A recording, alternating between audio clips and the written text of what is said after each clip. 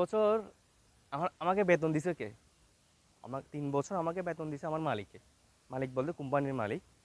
নুন খাইছি 3 বছর। গুণ তো অবশ্যই করতে হবে। আসসালামু আলাইকুম, কি অবস্থা সবার, কেমন আছেন? আশা করছি ভালো আছেন। শুভ সকাল। রাতে একটা স্বপ্ন দেখছিলাম আগের চাকরি নিয়ে।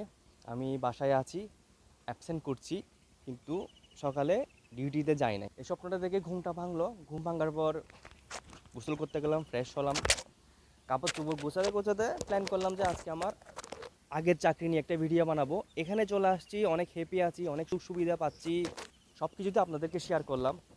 কিন্তু আগের চাকরিতে কেমন ছিলাম? আলহামদুলিল্লাহ, আলহামদুলিল্লাহ, আলহামদুলিল্লাহ, আগের চাকরিতে অনেক ভালো ছিলাম, অনেক সুযোগ সুবিধা ছিল এখানে। এখানে এসে অতীত ভুলে যাব তো তা না, আর অতীত ভুলে যাওয়ার মানুষকে আমি পছন্দ করি না। 3 বছর, 3 বছর থেকে কম হবে, আমি 3 বছর ধরলাম, 3 বছর থেকে একটু কম হবে। 3 বছর আমাকে বেতন দিছে কে? 3 বছর আমাকে বেতন দিছে আমার মালিকে। মালিক বলতে কোম্পানির মালিক। নুন খাইছি 3 বছর। গুণ তো অবশ্যই করতে হবে, ভুলতে তো পারবো না।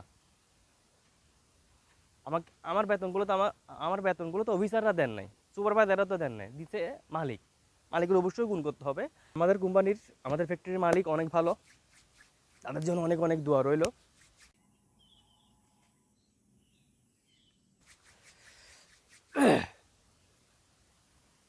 অভিজ্ঞতার জন্য, কিছু শেখার জন্য। গার্মেন্টস সেক্টরে কাজ করেন, অনেক কিছু শিখতে পারবেন। নতুন ভালো ভালো কিছু শেখার জন্য, নিজেকে চেঞ্জ করার জন্য গার্মেন্টস বা শু ফ্যাক্টরিতে চাকরি করা দরকার। ঠিক আছে, সবাই ভালো থেকো, সুস্থ থেকো, আমার জন্য দোয়া করো, আর তোমাদের জন্য অনেক অনেক দোয়া রইল। আসসালামু আলাইকুম।